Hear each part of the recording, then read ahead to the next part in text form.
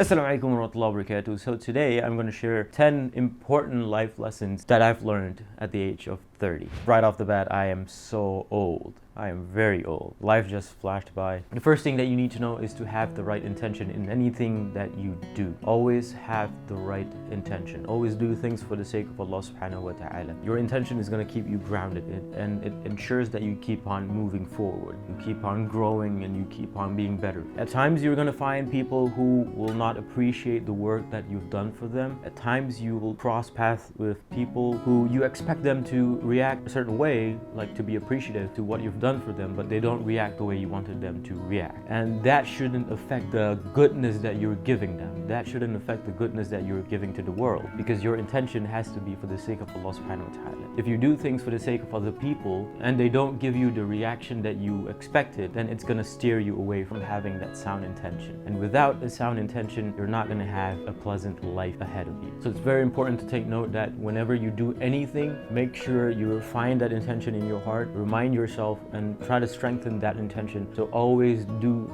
things for the sake of Allah subhanahu wa ta'ala. Tip number 2 is lesson learned for me in my 20s is that be present in whatever that you're doing. Whether you're working, whether you're in a relationship, whether you're spending time with your family and friends, always be present. Don't focus on the things that could have happened, would have happened. Don't focus on the future. Don't focus too much on the past and don't let the past bring you down. Learn from your mistakes and keep moving forward and keep growing. Don't focus too much on the future, because the future is in the hands of Allah subhanahu wa ta'ala. Be present in the moment. Control what you can control now, which is the effort that Allah subhanahu wa ta'ala expects from you. You can control the effort that you put in, but you cannot control the result. Whether it be work, spending time with your friends, reading a book, building yourself, going to the gym, be present and take every moment in your life step by step.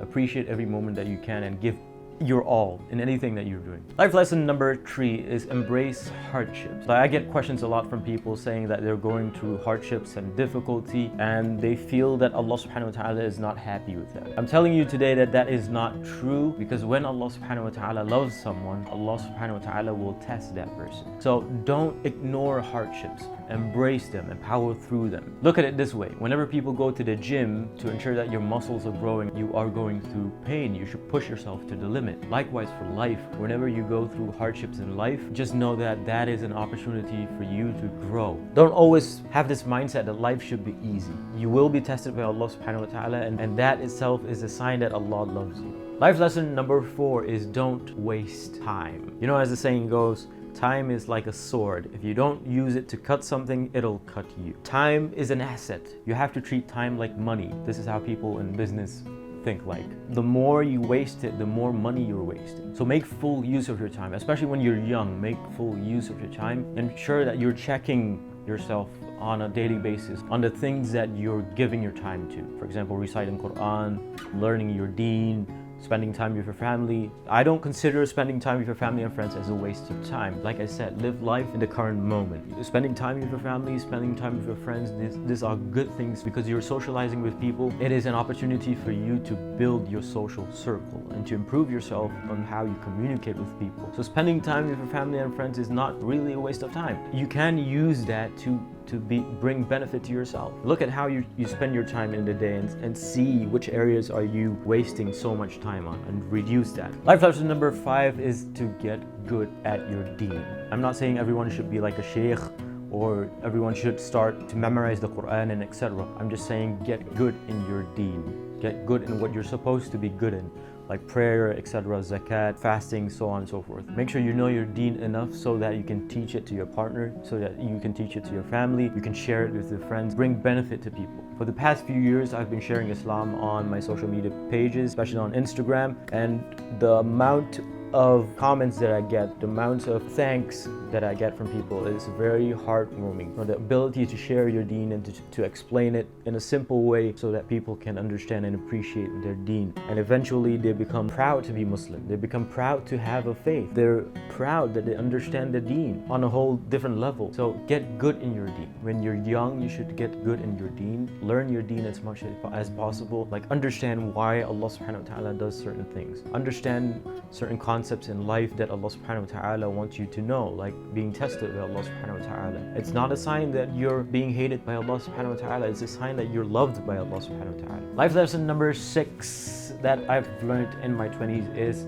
trust Allah subhanahu wa ta'ala. It's very easy for someone to say, oh, you have to trust Allah subhanahu wa ta'ala, but what does that really mean? When you trust Allah subhanahu wa ta'ala, you're trusting Allah in His timing. You're trusting Allah subhanahu wa ta'ala to provide you with the things that you need at His decree, at His time. It's not at your time, it is at His time. When you trust Allah subhanahu wa ta'ala and when you have this perspective that we're living life and we're waiting for His time to unfold, it kind of humbles you as a creation of Allah subhanahu wa ta'ala. Like, we understand that we're the slave, we're not the master. We're not the one commanding Allah subhanahu wa ta'ala to give us certain things on our time.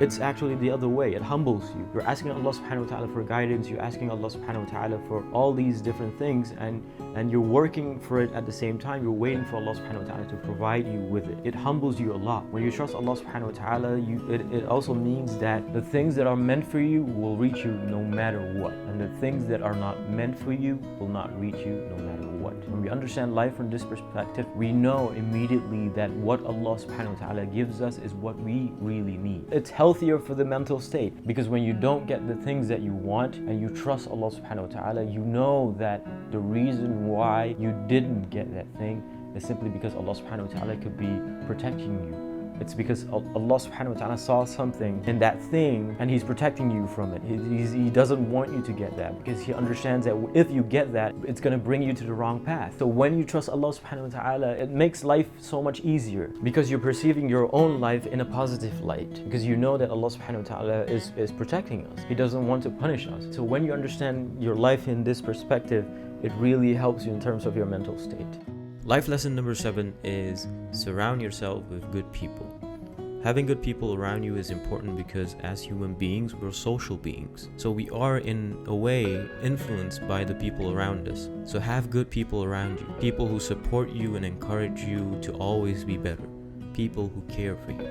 The Prophet ﷺ said, a man follows the religion of his friend. So each one should consider whom he makes his friend. Life lesson number 8 is always stay true to yourself. What this means is that stay true to the values that the Prophet ﷺ has taught us. And a lot of times when we're pursuing our goals and our dreams, we tend to overlook that character aspect of us. Like, I have to achieve this, I have to achieve that. It doesn't matter if I disrespect people, it doesn't matter if I have no akhlaq, I just want to reach that goal. As Muslims, it is imperative that we have good akhlaq, because the Prophet ﷺ said, أَقْرَبَكُم مِّنِّي مَجْلِسًا يَوْمَ الْقِيَامَةِ أَحَاسِنُكُمْ أَخْلَاقًا. Closest of you to me on the Day of Judgment are those with the best of character. Having the best of character itself should be a goal for us. It should be something that we're striving constantly to always stay true despite of the circumstances. Stay true to our values, stay true to our Prophet ﷺ, stay true to Allah subhanahu wa ta'ala, stay true to our deen. Even if circumstances were to put us in a situation where we might lose out on this dunya, but we're still staying true to our deen, we should still stay true to our deen. That is the reason that we're going to be close to our Prophet ﷺ on the Day of Judgment. And that's the ultimate goal. That's the ultimate goal for anyone. So don't sacrifice your next world just because you want to achieve things in this world. You have to understand life is greater than what it is in this dunya. For us Muslims, our life starts when we actually die. This dunya is a place for us to be tested, and our akhirah is the place where we truly live. Life lesson number 9 that I've learned in my 20s is always be the best version of yourself. Push yourself to the limit, push yourself to be better, always grow at your own pace. Don't copy other people, just get inspired by other people, but grow at your own pace. Grow at a pace that you're comfortable with. Ensure that you're growing every single time. Don't just erase your past mistakes, but learn from them and strive to be better. Like I said, don't focus on the end goal, because the end goal is what Allah subhanahu wa ta'ala is in control of. Take control of your mind, take control of your emotions, take control of the effort that you put in, take control of the things that you can control. Every single day, ask yourself,